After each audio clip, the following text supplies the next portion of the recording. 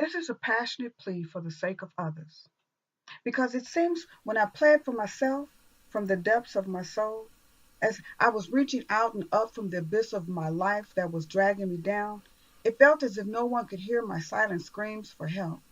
Screams so loud and panicked it tore my vocal cords into splinters and wrenched my throat until the pain felt like sandpaper against a cement wall, only no one could hear it. Until one day, as I was about to give up, give in, and claim that I was defeated, I was saved. And my Savior didn't just happen by one day as I continued my rants and ravings, as I cursed and clawed, as drool drizzled down my chin, as my eyes were dry, parched of moisture, no longer shedding tears, but felt like steel pads, as I blinked away the day and cowered from the night. No, my Savior was there the entire time. On those days when I knew that I was going to have to make some one more devastating decision, but it's going to be the last, I swear I won't have to do this again decision. My Savior was right there.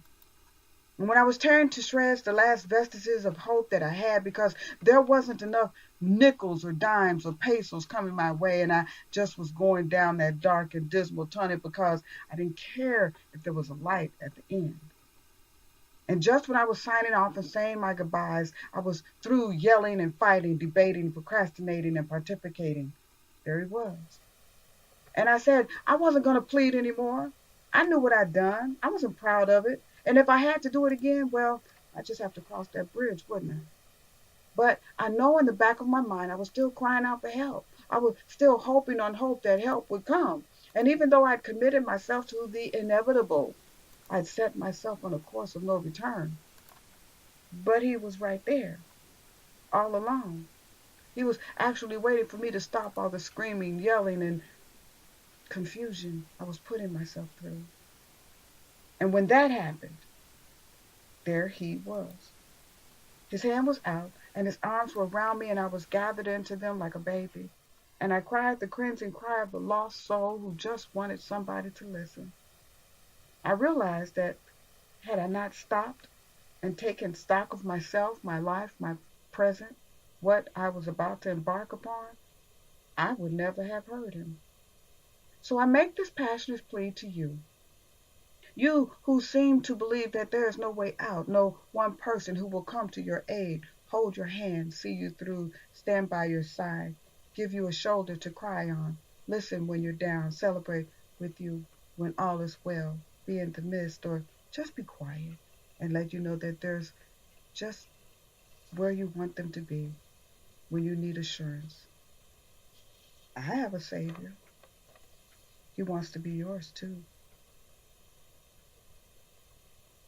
Hello, people. This is Johanna Bright, and I am your host of Poetry Song, BFD, Battle for Dominance. And tonight, I'm coming to you straight from right where I am. And aren't we always where we are? We're never where we want to be. Some of us think we are, but we aren't. Anyway, welcome to Poetry Song, BFD. Tonight, I just want to talk to you about, life. Because life goes on after the tweet. Yeah, after the tweet. We got a president that tweets so much, he is allowed to say and do anything he wants to, and nobody can do anything to stop him. And those that want to do something to stop him, they don't want to do it either. Because they're like, let's keep the curtain in front of everybody, make everybody upset, and we'll just keep talking about what makes everybody upset, and we'll do things behind their back. And that's what happens. People they just keep looking for the next tweet. Well, not me. I personally think that my day will go so much better if I don't ever get to see his face, hear his name. But that might actually be a bad thing. So what do I mean by life goes on? Well, first on my list of things that life goes on, guess what? People still need jobs. And there are more people needing jobs in the near future than we believe, right? Just think about it. JCPenney stores, for instance, they are about to close over 100 stores. I do not know how many employees that quantifies for the job market, not fulfilling its job. But guess what? It's going to be a whole lot of people out of work real soon. Yep. And when you have a store like J.C. Penney's, and I'm not 100% sure if there's one in every state in the union, but I know that it is all over the place, and it employs a lot of people. And a long time ago, it used to make a lot of money, but it ain't making no money right now. And why is that? Because people do online shopping, and they get better deals, and they spend less money, which means what? There has to be more jobs, but there has to be internet jobs, people who need to get jobs working from home on their computers. Yep, that's what happens. It's gonna be have to be. I'm gonna go with over probably thousands of jobs that are gonna have to be had in the near future. With J.C. Penney closing stores, and Sears is already like, man, I heard Sears. I heard that Sears had actually boarded up their windows last week, and I thought, that's crazy. Why would Sears board up their windows? I mean, it's one thing to close your stores, but to board up your windows? Come on. That's insane, right? And then there's online shopping. A lot of people say, well, I remember just like maybe 2 or 3 years ago, people were not really doing that much online shopping. I mean, when they did do a lot of online shopping, they did it for like holiday shopping, like Black Friday and stuff like that. But now there are people who online shop for every little thing that there is, and we're talking about this has only happened like a couple of years ago. I I I know people who buy everything online. If they need something, they just go straight to the internet. They pick what they want, they buy it, and guess what? And a lot of times you don't have to pay tax, and shipping is free. So why would you go to J.C. Penney's where you have to pay whatever the state tax is, and if it's a large item, you have to have it delivered if you don't have a vehicle to put it in to take it home in, and then of course there's all of this service charges and stuff like that. You don't have to pay for all of that stuff when you are on the internet. So sorry, JCPenney, Sears, Macy's, all of those stores that have facades, those brick and mortar stores, you are going to be going by the wayside real soon, because people are just sick and tired of paying a lot for that muffler. Remember that little jingle a long time ago? I'm not going to pay a lot for that muffler. I know my husband used to say that all the time. I am not going to pay a lot for that muffler. And be damned if he did, too. So what's next? Let me play you some stuff. And what I'm going to do is I'm going to get right back to you. Because this is one of those kind of years. I got a little playlist. I'm going to let you have it. Guess what's up tonight, people? Yep. White privilege, black history. This is my problem with all these fabulous, amazing, and wonderful protests and gatherings. All the nations that have come together to help the indigenous people, to keep big corporations from drilling for oil on their native land and sacred burial grounds. We want to keep them from destroying the ecosystem for what could possibly be 100 generations. It's so amazing how every nation came together again and protested in every airport in the country, and how ride-sharing came to a halt. The workers just refused to work, and the CEO of the company donated $1 million to the cause. I mean, just thinking about the unfathomable amount of human beings around the world that came together for the Women's March, it blows me away. Even the press and all the mass media are in one accord against the orange one, because their integrity is in question, as if it wasn't before. Every person I know has an opinion of outrage and disgust, everyone agreeing to that moral outrage because of the actions of the current administration. See, I can call them that at least. But what about us, the disenfranchised black people of this country? We who protested and cried out for help when Trayvon and Michael and Eric and dozens more black men were murdered in their own neighborhoods through the abuse of authority in the police force in this country. Where was the moral outrage of all the nations in this country then? Where were the veterans and the women's rights groups and the Muslims and the immigrants who are being rounded up and told they have to leave now? Where are the Mexicans who are looking at a possible wall built to keep them out of this country? I want to laugh at that, but I won't. Where are the indigenous people? All 60 nations. The press was there because there was a story to be told and sold to get shares on the open market. Where were the judges and politicians making stands and speeches and proclamations overturning unjust and poor decisions, demanding investigations into each and every one of the officers involved, changing the laws? They have that authority. You looked at us as we marched and yelled in righteous indignation, crying out for justice, begging to be seen and heard by deaf ears. And there was a dead silence for many of our non-black communities. While I really do understand that many of you do agree that the treatment of my people has been deplorable, disgusting, and inhumane, why didn't you come out in droves and become that protective shield that everyone else has with your white privilege? You know, if you just all showed up, that protest would have been different. But you didn't. Black history tells the truth, just not as much as yours. Black Lives Matter, the social activism group, has been petitioned to the Senate to be designated as a terrorist group. Whom did we terrorize? When was your way of life in jeopardy? Were you afraid we would march right up to your doorstep and shine a light on your white privilege? Did you think that the financial value of your home would decrease if you showed up? Did you think that your precious children, and they are, would see the evil underbelly of racism that is the beast that devours this country? Progressives, liberals, Democrats, Republicans, you all say all lives matter, and they do. Mine just matters less than yours. And if you think I'm blowing smoke up your ass or whining, there's your proof right there about how you really feel. Come out from behind your doors and windows. Stop using your children as an excuse for not showing up. We know it's dangerous undertaking to stand side by us. We know because we're out there in the underbelly of the beast of hatred all the time. We are the disenfranchised. I know you're afraid that the police will not see your white privilege and shoot you too, but this is what we face every day. Do I have to remind you of the bodies hung on trees, metaphorically called strange fruit? We are that strange fruit. Do I have to continue to draw your attention to the young black men burned on a cross and laid on a heap of smoldering wood while white privilege stands around gawking at him, proud of what they have done?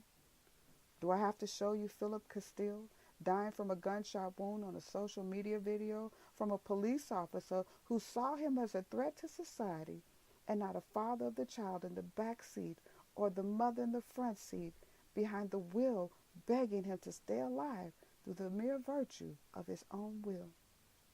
He died anyway. And the wife, she was handcuffed, her child taken from her temporarily. However, we are called terrorists, and you buy into it. Why? What terrors in the night have we brought upon you? Do you lay awake at night thinking, I could just join in that march, make a difference? But the police might not see my white privilege. All they may see is, what? Human beings standing for the rights of other human beings. You have the power to make the powers that be see me as a human being. You have the power to turn the tide of racism to love and acceptance of your fellow man. You used it on the righteous indignation you felt when immigrants were banned from our country. You felt it when you heard a wall was being built to keep out our southern brothers from another mother. You felt it when the rights of women were being stepped on for the umpteenth time in the greatest march in the history of protests. But when we get together to protest the hypocrisy of our government, the unjust treatment of our people, the genocide of our nation, you go stone cold silent. We continue to cry out for help for all the unjust, discriminatory, and outright hateful actions against us. And you know that they are. But you won't stand with us.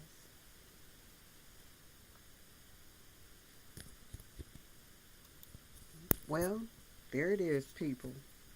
It's white privilege Black History Night. But it's white privilege Black History Night every night in my life. Seriously. And and black people, we don't say that to be mean, spiteful, or hateful. We mean it as a matter of fact. It just is what it is. So anyway, where's my list? Oh yeah. I was talking about how life goes on. I'm Johanna Bright. This is Poetry Song BFD, Battle for Dominance. And you are listening to me right now. Welcome to the show. My chat box is open. You can say anything you like regarding anything that I'm talking about. And if you want to start up a new conversation, that's on you too. But right now, I'm talking about how life goes on, how the media continues to put things in front of us and say, this is important, this is important. And this only important to them as long as they're getting hits on the internet saying that this story is making them some money. If it's not making them some money, they're not going to put it out in front of us. So that's why life goes on. We have to pay attention to the things that are going on around us every night. I did read a really good story, the Emmys yesterday. Was it the Emmys? Yeah, Cecily Tyson, Cecily. I like to call it Cecily, but mostly I just like to call it. Damn, I wish I could live that old. She's 92, people. She has seen her, been around, and done some things, and I applaud her for her courage, her ability. I think the things that Cecily Tyson has done over the years has made me more enamored of her than any iconic black actor or actress in the industry today. Um, I don't even remember if her reputation was ever tainted. That's just how much I love her. So where am I? Oh, let me just finish up with what this is as our life goes on. Because you know why? The Emmys are a beautiful thing. I understand. I didn't watch them. I don't think I really watch very many award shows anymore because they're just people patting each other on the back, saying, "Oh, you did a great job. Here's a trophy for that and some money, and go do some more. And we'll see you later." So I don't do that.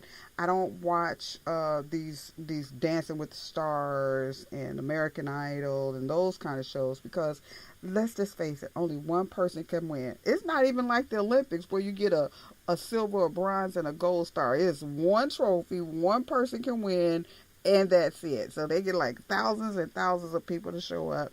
One winner, that's it. That's just how I feel about it.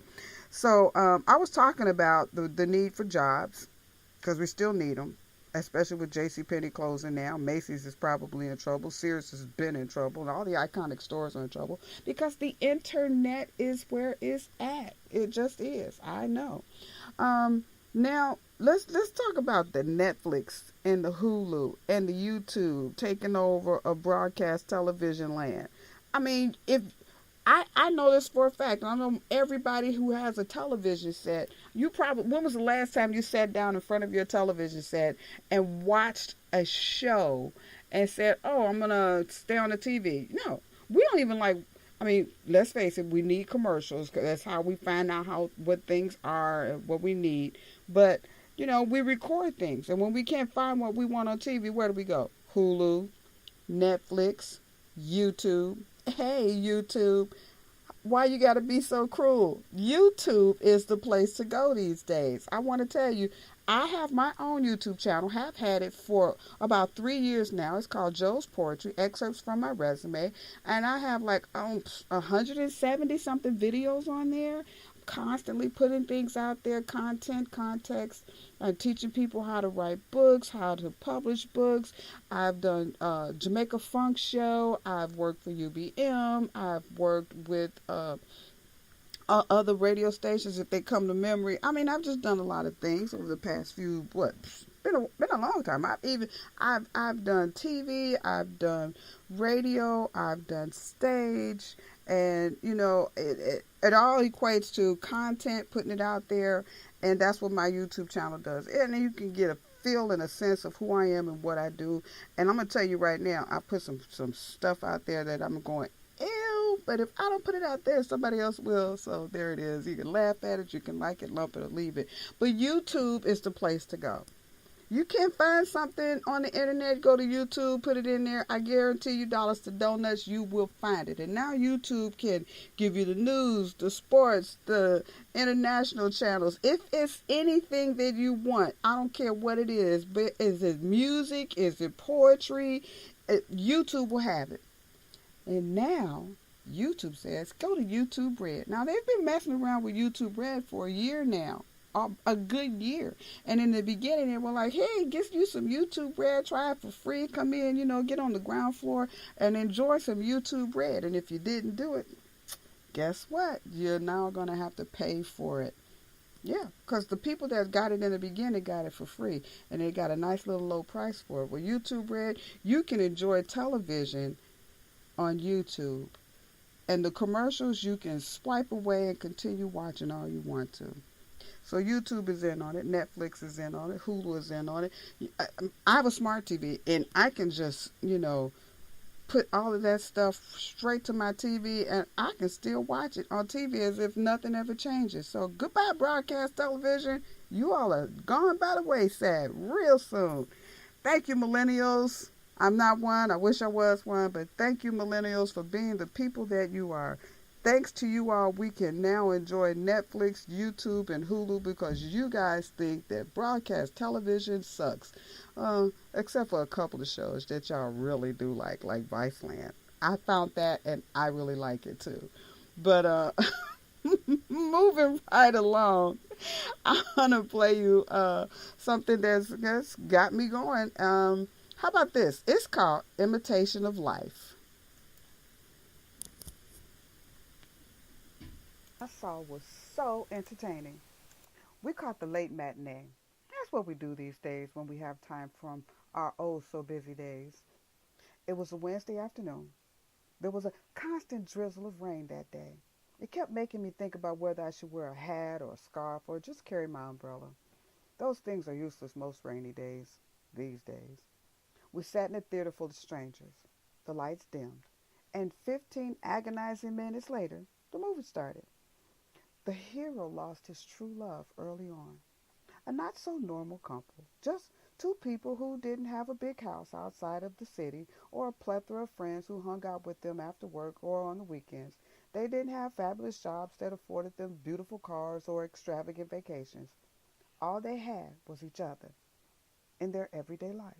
And they did everyday things that we all related to on some level. When a happy couple was together, I felt every moment when their lips met and their bodies sweated and slid all over each other with their hands and their tongues. I was engulfed in every conversation they had about his life and her job and their friends and enemies and the troubles they had in their everyday life. I was devastated when she died, and I wanted to hold him in my arms. And I said to myself then, why do the writers have to separate happy couples and make them suffer? I mean, why can't movies just be about happiness? But that thought passed as I saw him at that horrific accident that changed his personality from mild-mannered good guy to arrogant prick. He had a chip on his shoulder the size of a cavern, and all he wanted was revenge. But it wasn't anyone's fault his true love died. He just needed to blame someone, anyone, even himself. I watched his life continue to spiral out of control as he lost one important piece of his life after another. When she died, there was no funeral. I mean, let's face it, the movies rarely cut to the funeral of people who live everyday lives. They just show us those who have to continue on, go on with our lives, whatever that means. It seemed he was trying to get himself killed. He put himself in impossible situations and fought anyone and everyone. Then he found a purpose in life with his newfound power, his new arrogance, his new freedom from death, because he wasn't afraid of death anymore. And I thought that the movie didn't really make sense. I didn't know where it was going. The scenes of happiness, lovemaking, smiling, eating, walking, running, laughing, screaming, pain, torture, lies, death, betrayal, power, vengeance, planning for the future, aching because of the past, the frustration of the present. And yet, he managed to be the hero at the end of the movie.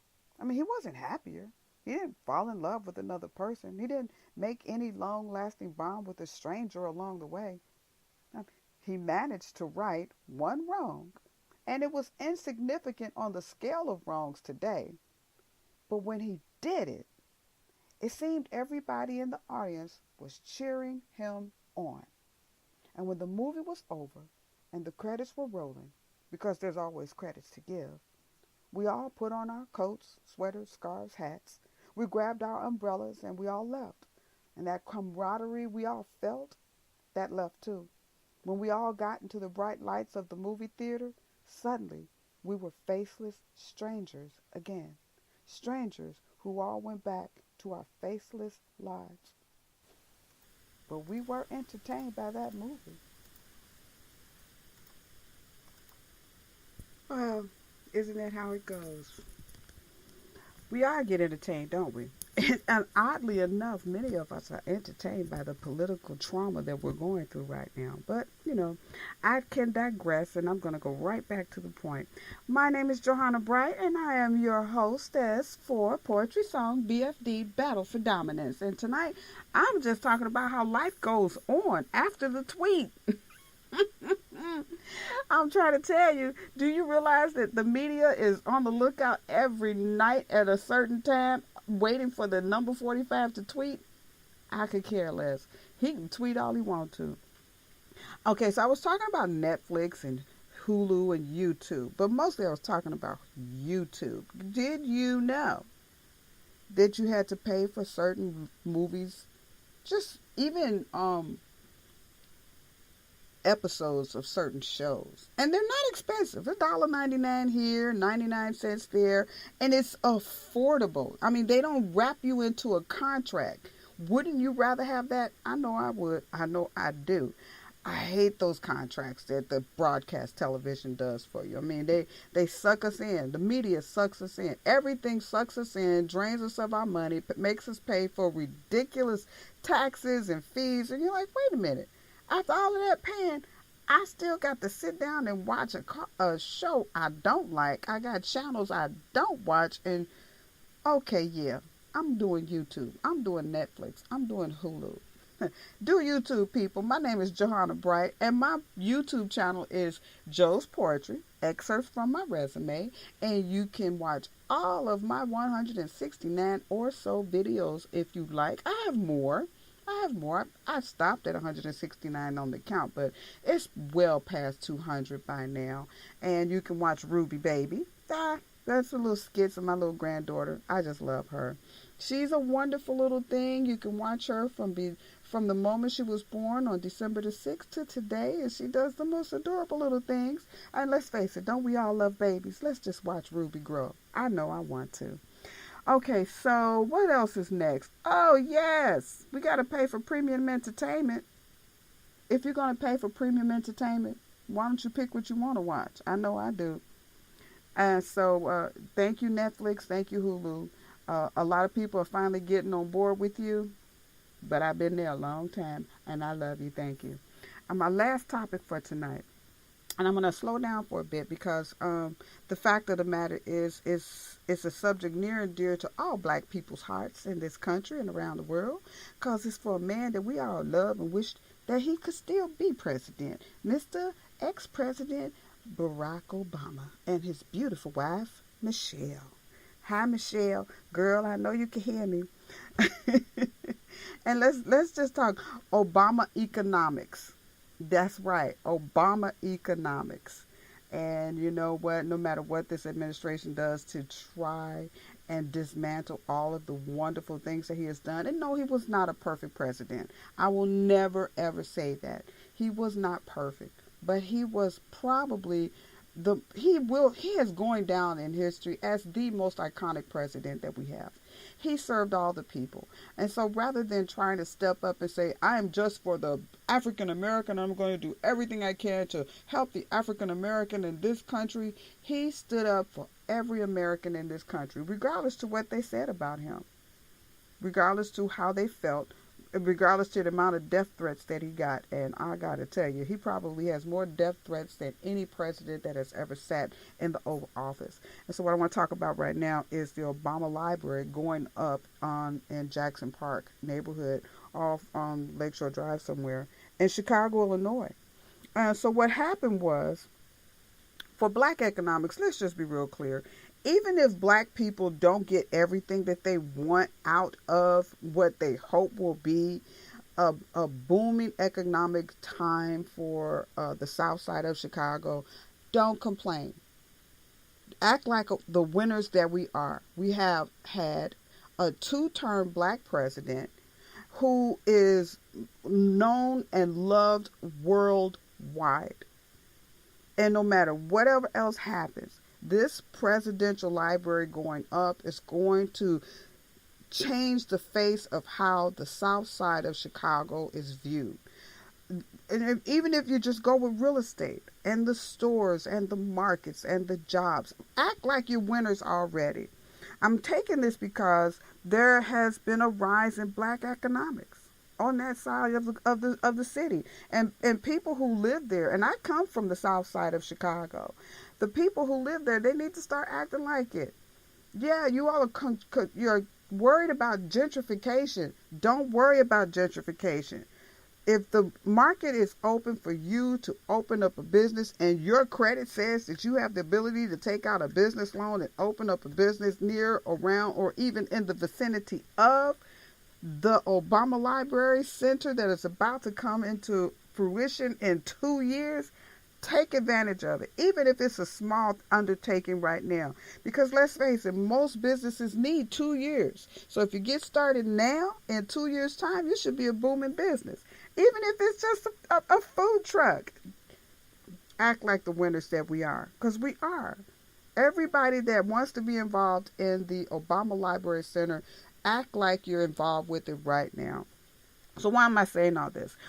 Because I read an article in The Root, if I'm not mistaken. It was definitely on The Root. And what happened was, it said the Obama Library President Obama rejected the idea via video call of a written community benefits agreement, right, for the Jackson Park neighborhood. And the activists who wanted this written agreement said that they wanted the black businesses, the black owned businesses, and black jobs to have preferential treatment, and the contractors to have preferential treatment because it's coming up in their neighborhood. It was rejected. And President Barack Obama, he agreed that the rejection should take place. And they didn't complain, because they rather said that they appreciate that the activists said they appreciated knowing that their concerns reached the top level. They wanted everybody to know that they were very much concerned on whether or not the people in the neighborhood who live there right now and have lived there for decades will have preferential treatment. Well, do we want preferential treatment? No, we want to be chosen based on the ability of the job we can do, especially when you're talking about contractors, business owners. There have been a lot of businesses that have been popping up in the Jackson Park area and then on Lakeshore Drive with black people, white people, because you know why? These people are smart. They're taking advantage of something that is going to be a booming economy in 2 years. The people who want to buy real estate, if you want to buy real estate, go buy some real estate in the Jackson Park area now. If you want to start a business, go start a business now. There's so many boarded up places. If you want to be a part of the economic boom that's about to happen, do so now. Because that's what's important right now. Act like the winners that you are. Now is the best time to start a business, to do something. And so what did President Obama said? Because he said that they wanted to have local hiring, and they wanted the contracts to come from the locales. But guess what? Contractors get their jobs based on the bids, on how high or how low. Local hiring can happen, of course, but I've seen people who say, well, they're going to hire locally, and I've been in places where these businesses have opened and they've hired locally. And I'm going to be honest with you, some of their employees who were these kids who were raised in that neighborhood, they did not act like they appreciated the job. So do we want to act like the privilege that we keep calling white people? Don't act like, well, it's in my neighborhood and I should have got that job. No. It's in your neighborhood, and maybe you should get a job. Maybe you should not have gotten that job. But whatever job you get, be appreciative for it and understand that your job can be taken away from you and given to somebody else who will appreciate it.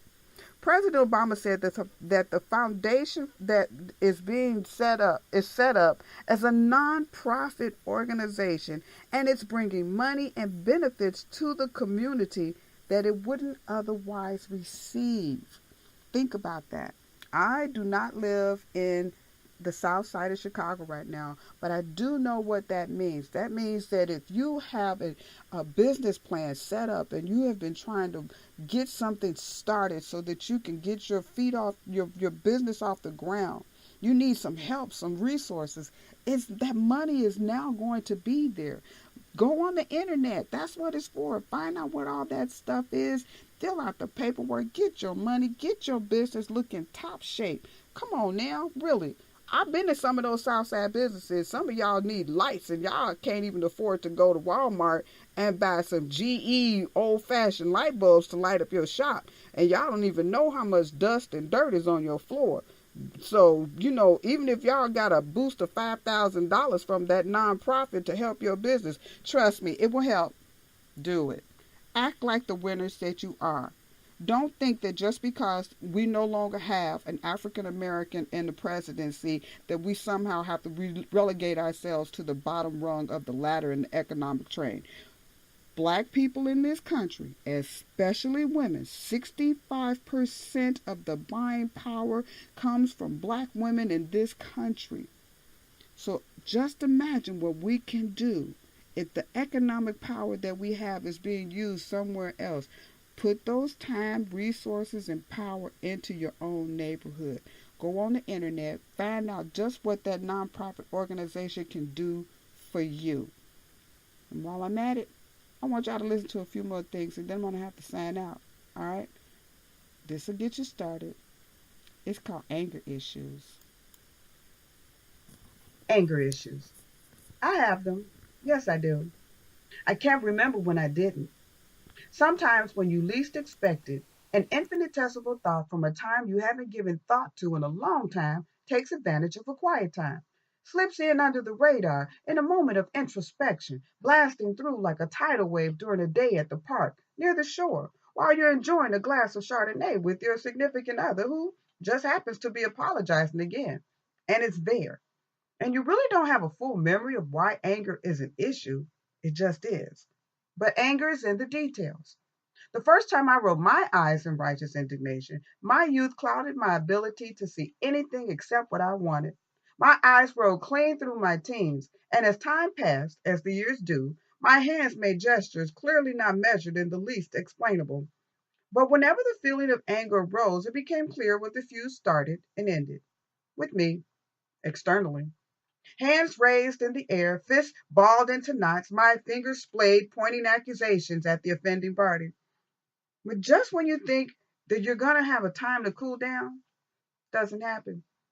But your head, it can't stop throbbing because you really didn't realize that your eyes became shot with blood, your face contorted to a point that you can see harsh lines along your cheekbones. But the worst part was feeling your heart race like a herd of stampeding rhino or elephants, and your jaw aching because before you even said a word, you were grinding and gritting your molars so hard it was what caused the headache in the first place. And you're gripping something balled in your hands and find it's just tissue. Time is not your friend in times like these. And you know it's best to keep your mouth shut, stay out of it.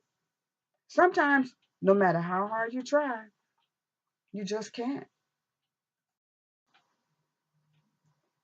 I am affected by your smile, witty and thoughtful, deceiving and beguiling, amorous and suspicious, your impressive giving nature that is you.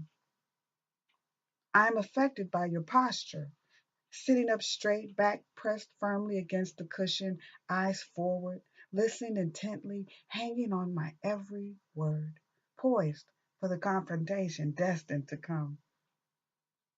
I am affected by your thoughts, summations and suppositions wound tightly together by a single strand of perception, by your tomes on your shelves, stacked neatly, read thoroughly. I am affected by your perceptions, the way you process information and extricate simplistic meaning from an enigma that is merely life. I am deeply affected by you, what you are, what you will be, what you have become. Don't you want to be impressed? I want to be impressed. When you take a look at the day, at the end of the day, After you turn off the lights, just before you close your eyes, just before you scoot down underneath the sheets and find that perfect spot for your head and your pillow, don't you want to be impressed? I want to be impressed. When you step out on faith and take that leap into the unknown, when you know that rejection is far more likely than acceptance. I mean, after you've put yourself on a tightrope of hope and you just have a string of support, but you persevere in the face of adversity, don't you want to be impressed? I want to be impressed. When the right thing to do was not the popular thing to do. When you want to do the popular thing, but it's not the wrong thing. I mean, it's the wrong thing, but it's not the wrong thing. And you know it's the wrong thing, but it's the thing that will make you popular. Don't you want to be impressed? I want to be impressed. When you wake up tomorrow and yesterday wasn't as bad as you thought it was, and that if you can make it through today doing what you're supposed to do, only doing it better than yesterday because you weren't too sure of yesterday, but today is looking pretty good. And if you can get through today after yesterday, tomorrow will be a breeze. Don't you want to be impressed? I know I want to be impressed.